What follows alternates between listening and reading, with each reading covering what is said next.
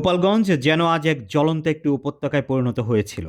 শান্ত শহরটির বুক চিরে হঠাৎই নেমে এলো সংঘর্ষ আর মৃত্যুপুরীর ছায়া।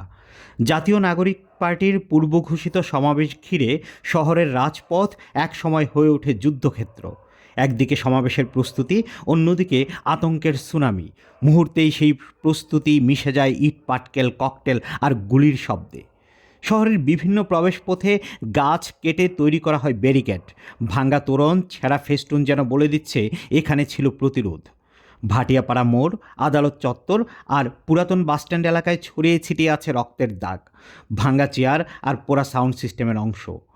নাগরিকদের নির্ধারিত কর্মসূচিতে বাধা দেওয়ার অভিযোগে জড়ায় স্থানীয় আওয়ামী লীগ, যুবলীগ ও ছাত্রলীগের নেতাকর্মীরা। প্রথমে কথা কাটাকাটি দিয়ে শুরু হলেও পরে তার রূপ নেয় ইট পাটকেল নিক্ষেপে, আর কিছুক্ষণের মধ্যেই শুরু হয় গুলি বিনিময়। রাস্তায় লুটিয়ে পড়ে 4টি দেহ, তাজা রক্তে ভিজে ওঠে মুজিবের শহর।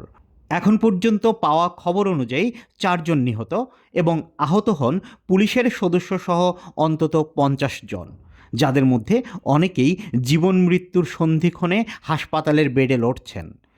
পরিস্থিতি নিয়ন্ত্রণ আনতে শহরে নামানো হয় সেনাবাহিনী ও বিজিবি। সন্ধ্যা নামতেই গোটা শহরে জারি করা হয় কারফিউ। বন্ধ দোকানপাট, থেমে গেছে যান চলাচল। মানুষ নিরাপত্তাহীনতায় গৃহবন্দী। গোপালগঞ্জ এখন আর কোনো শহর নয়, এজন্য নিঃশব্দে আর্তনাদ করা এক নগর, যার বুক জুড়ে চাপা কষ্ট আর ক্ষোভ। জেলা প্রশাসন জানিয়েছে পরিস্থিতি নিয়ন্ত্রণে সব ধরনের ব্যবস্থা নেওয়া হয়েছে। এখন পর্যন্ত অন্তত 20 জনকে গ্রেফতার করা হয়েছে, আরও অনেককে শনাক্ত করে অভিযান চলছে। অপরদিকে এনসিপি নেতারা দাবি করছেন এটা পূর্ব পরিকল্পিত হামলা।